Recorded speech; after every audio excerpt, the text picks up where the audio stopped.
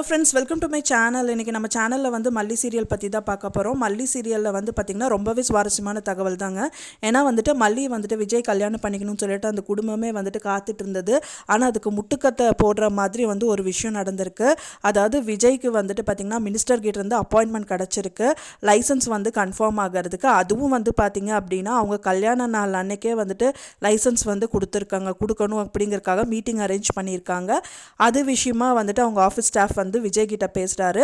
அதுதான் வந்து கம்மிங் எபிசோடில் ரொம்பவே விறுவிறுப்பாக காமிக்க இருக்காங்க. இப்போ தான் நம்ம சேனலை ஃபஸ்ட் டைம் பார்க்குறீங்க அப்படின்னா மறக்காமல் நம்ம சேனலை சப்ஸ்கிரைப் பண்ணிடுங்க. வாங்க நம்ம சேனலுக்குள்ளே போகலாம்.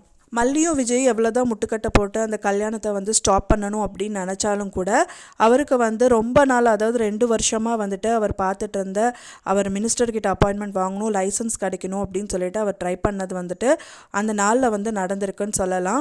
அதுவும் வந்து பார்த்திங்க அப்படின்னா அவர் அப்ரிஷியேட் பண்ணுற மாதிரி அவருக்கு வந்து கேஷ் கொடுத்து அனுப்புகிறாரு விஜய்.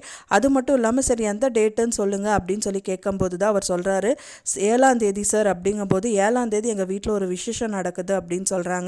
அதுக்கு வந்து பார்த்திங்கன்னா அப்போனா கல்யாணத்தை வந்து மாற்றி வச்சுக்கலாம் அப்படிங்கும்போது அப்படியெல்லாம் கிடையாது, வேணால் மீட்டிங்கை மாற்றி வச்சுக்கோங்க அப்படின்னு சொல்லிட்டு அவங்க குடும்பத்தில் இருக்கவங்கெல்லாம் சொல்கிறாங்க. அதுக்கு வந்து கண்டிப்பாக பாசிபிலிட்டியே இல்லை. ஆனால் மினிஸ்டர்கிட்ட அப்பாயின்மெண்ட் வாங்குறதுங்கிறது வந்து ரொம்ப பெரிய விஷயம்.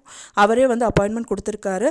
அடுத்த நாள் மாற்றி வை அப்படின்னு சொன்னால் இந்த லைசன்ஸ் கிடைக்காம கூட போகலாம் அப்படின்னு சொல்லிட்டு அவரோட ஆஃபீஸ் ஸ்டாஃப் சொல்லும்போது சரி அப்போ வேறு வழி இல்லை, கண்டிப்பாக கல்யாணத்தை தான் மாற்றி வைக்கணும் அப்படின்னு சொல்லிட்டு இன்னொரு நாள் வந்து போஸ்ட்போன் பண்ணிக்கலான்னு விஜய் வந்து அவர் ஸ்டாஃப் கிட்ட சரி ஓகேன்னு கன்ஃபார்ம் பண்ணிடுறாரு.